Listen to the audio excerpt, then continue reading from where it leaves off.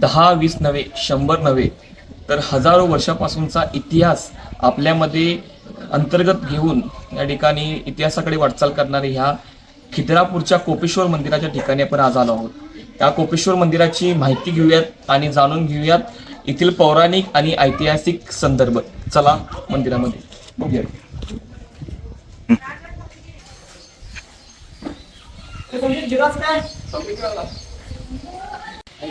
नमस्कार. आज आपण कोल्हापूर जिल्ह्यातील एक प्रसिद्ध ठिकाण असणाऱ्या खिद्रापूर येथील कोपेश्वर या मंदिराला भेट देण्यासाठी आलो आहोत. वास्तुशिल्पाचा एक अतुल्य असा नमुना असणारं हे मंदिर या ठिकाणी आहे. चालुक्य असतील किंवा शिलाहार, यादव काळात देखील त्या ठिकाणी थोडंफार बांधकाम झालेलं आहे. आणि यादवांनी बांधलेले मंदिर आहे. औरंगजेबनं आक्रमण करून 92 होते. आपण आज जाऊ. कुठल्या प्रकारचं मंदिर आहे ते आपण आज जाऊन बघूया. मंदिरात प्रवेश केल्याने आपण इथे बघू शकता एक स्वर्ग मंडप आहे. त्रिपुरांती पौर्णिमेला चंद्र गोलाकार दिसते, त्या गोलाकार स्वर्ग मंडपाच्या मध्योमध येतो आणि ते दृश्य अत्यंत विलोभनीय असं आहे. आणि अशा दृश्याचा आनंद घेण्यासाठी या ठिकाणी हजारो लोक त्या दिवशी भेट देतात. त्यानंतर पुढे आपण जाऊ बघू शकता की कुठल्या पद्धतीने या ठिकाणी शिल्पकला केलेली आहे. चालुक्य असेल किंवा शिलाहार, त्यानंतर यादव काल, या संपूर्ण काळामध्ये हे मंदिर बांधलं आणि औरंगजेबाच्या आक्रमणामुळे या मंदिराचं विद्रुपीकरण झालेलं आहे. तरी देखील हे जे मंदिर आहे ते आपलं सौंदर्य या ठिकाणी अबाधित ठेवून राहिलेलं आहे. वर बघू शकताय या ठिकाणी मूर्त्या आणि मूर्त्यांचं कोरीव काम. असं म्हणतात की या ठिकाणी खाली शिळा आहे ती वर बसवायची होती, मात्र काही कारणामुळे तशीच राहिली. मदिनाला चंद्र पाहण्यासाठी हजारो पर्यटक या ठिकाणी येत असतात. आज जाऊन आपण मंदिर कसं आहे तिथं आल्यानंतर अत्यंत सुंदर असे कोरीव असणारी कमान आपल्याला दिसते. या कमानीतून आज प्रवेश करता क्षणी मनाला भुरळ घालणारी शिल्पकला आपण या ठिकाणी बघू शकतो. प्रत्येक खांबावरती या ठिकाणी सुंदर असं मूर्तिकाम केलेलं आहे. शिल्पकला 3 कालावधीमध्ये बांधण्यात आलेले हे मंदिर असं म्हणतात तर हजारो वर्षापासूनचे हे मंदिर बांधण्यासाठी लागलं. आणि बघायला गेलं तर ह्याच्या पाठीमागे एक जैन मंदिर आहे, त्याचं देखील जे स्ट्रक्चर आहे याच पद्धतीने केलेलं आहे. त्याचे देखील कालावधी याच बऱ्याच असण्याची शक्यता आहे. इथला दगड जो आहे हा दगड ह्या ठिकाणी मिळत नाही, परंतु सध्या बाहेरून आणून या ठिकाणी मंदिर उभारण्याची शक्यता देखील वर्तवली गेलेली आहे. पुढे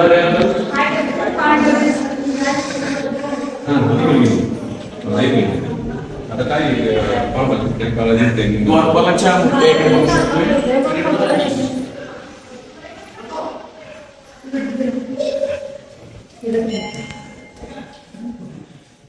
आणि याच ठिकाणी कोपेश्वर महादेवाचे मंदिर आहे. कोपेश्वर म्हणजे जेव्हा शंकराची पत्नी सती गेल्यानंतर महादेव कोपल्यानंतर ते या ठिकाणी आले, त्याच महादेवाच्या नावाने कोपेश्वर मंदिर आले. महादेवांना शांत करण्यासाठी विष्णू सुद्धा या ठिकाणी अवतार घेऊन राहिले, ते म्हणजे डोपेश्वर. कोपेश्वर आणि डोपेश्वर यांच्या मूर्त्या आपल्याला शेजारी पाहायला मिळतात. सध्या आतमध्ये फोटो किंवा व्हिडिओसाठी परवानगी नाही आहे, त्यामुळे आपण ह्या ठिकाणावरून त्याचं महत्व सांगूया. जेव्हा दक्ष राजाने यज्ञ केला, ते यज्ञात सर्वांना बोलवलं, मात्र आपला जावई असणारा शंकरावर तिने बोलवलं नाही.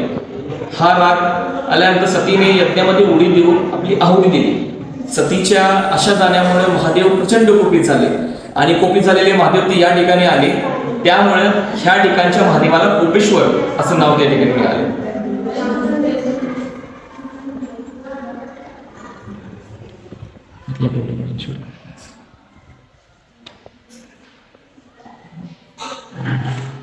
हम्म. 108 खांबांवरती बांधण्यात आलेलं हे मंदिर असेल स्वर्ग मंडप. आणि मंदिरासोबत असणाऱ्या गजपट्ट्या आणि गजपट्ट्याच्या वरती असणाऱ्या अप्सरा किंवा त्या प्रकारच्या देवता, त्यांच्या अंगावरचे आभूषण आणि त्यांच्या हातामध्ये असणारे विविध वाद्य, या अशा परपूर्तीने नटलेलं हे संपूर्ण मंदिर आहे. तर आल्यानंतर तुम्हाला बघू शकता की दागिन्याचं काम किती रेखीव पद्धतीने केलेलं आहे. असं म्हणतात की यवनी आक्रमणांना ह्या मंदिरात सौंदर्य बघता आलं नाही आणि त्यांनी ह्या मंदिराचे विध्वंस केला. किती क्रूरता असेल, किती ते निष्ठुरपणा असेल की अशा या सुंदर वास्तूंचा तब्बल 900 ते 1000 वर्षाचा इतिहास लाभलेल्या या मंदिराला एका यवनाने, औरंगजेबासारख्या यवनाने या ठिकाणी जेव्हा आक्रमण केलं त्यावेळेला हे पूर्ण मंदिर नष्ट करण्याचा प्रयत्न केला, मात्र त्याचे हात थकले, मात्र मंदिराची एकही वास्तू थकली नाही. एकही वास्तू सगळ्या वस्तू ज्या आहेत त्या तशा राहिल्या. तो दमला, मात्र ती पूर्ण मंदिर तो त्या ठिकाणी डिस्ट्रॉय करू शकला नाही, उद्ध्वस्त करू शकला नाही. हेच तर या मंदिराचं वैशिष्ट्य आहे. गेली हजारो वर्ष या ठिकाणी असताना नदीचा पूर, महापूर या ठिकाणी झेलत हे मंदिर अभेद्यपणे या ठिकाणी उभं आहे. महाराष्ट्र शासनाच्या पर्यटन विकास महामंडळातर्फे या ठिकाणी कामं देखील सुरू आहेत आणि अशा पद्धतीने याचा पूर्ण जीर्णोद्धार देखील होईल असं या ठिकाणी वाटतंय आणि हे मंदिर असंच पुढे राहावं अशी या ठिकाणी पर्यटकांची इच्छा आहे. विविध देवतांच्या मूर्त्या बघू शकता. या ठिकाणी श्रीकृष्णाची मूर्ती आहे आणि त्या ठिकाणी ब्रह्मदेवाची मूर्ती आपण बघू शकतो आणि त्यांचं जे आभूषण आहे, सगळ्यांचं आभूषण बघू शकता किती सुंदर पद्धतीने रेखाटलेलं आहे. आणि या मंदिराचं आणखीन एक वैशिष्ट्य म्हणजे ह्या मंदिरात, महादेवाच्या मंदिरात नंदी नाही आहे. तर तो नंदी इथून जवळ असणारे येडूर या ठिकाणी आहे आणि या येडूर ठिकाणी नंदी स्वतंत्र मंदिर आपल्याला पाहायला मिळते. असं म्हणतात की तो याच मंदिरातला नंदी आहे आणि आख्यायिकेनुसार तो मंदिर त्या ठिकाणी निघून गेल्याची शक्यता आहे. गजपट हत्ती आहेत, मध्ये नंदी देखील आहेत आणि मग सांगितलं की यवनी आक्रमणाने ह्यांच्यावरती हल्ला करण्याचा प्रयत्न केला. त्यांना त्या मंदिरात सौंदर्य बघता आलं नाही, त्याने फक्त धर्म पाहिला आणि धर्माच्या द्वेषातून त्यांनी सुंदर अशा मंदिराचं उद्ध्वस्त करण्याचा प्रयत्न केला. 1000 वर्षाहून अधिक परंपरा या मंदिराची आहे, मात्र याचं सौंदर्य कुठेतरी या ठिकाणी ह्या भग्नावस्थेमुळे कमी झाले असं वाटतं. मात्र हे सुंदर इतकं कोरीव काम बघताना आपल्याला असं देखील जाणवेल की ह्याचं मंदिराचं सौंदर्य जरा देखील कमी झालेलं नाही. आपण या प्रत्येक मूर्तीवरचा दागिना असेल, प्रत्येक मूर्तीच्या हातातलं आभूषण असेल, हे वेगळं आहे आणि हा जो दगड आहे हा देखील इथं नाही आहे आणि बाहेरून आणण्याची शक्यता आहे. आणि त्यावेळेला हे मंदिर बांधण्यासाठी 300-400 वर्षाचा काळ लागला असेल. 4-5 कालखंडांमध्ये म्हणजे चालुक्य असेल किंवा शिलहार आणि यादव काल या तिन्ही काळांमध्ये हे मंदिर या ठिकाणी बांधलं गेलेलं आहे. हेच ह्या मंदिराचं वैशिष्ट्य आहे. आपण वेरूळ असेल, खजुराहो असेल या मंदिरांना भेट देत असतो, मात्र आपल्या जवळ असणाऱ्या कोल्हापूरपासून अवघ्या 80 किलोमीटर अंतरावर असणाऱ्या सुंदर अशा मंदिरास आपण नक्की भेट दिली पाहिजे. या मंदिराचं सौंदर्य इतकं सुंदर आहे की अनेक शतकांपासून हे मंदिर आपलं सौंदर्य टिकून आहे.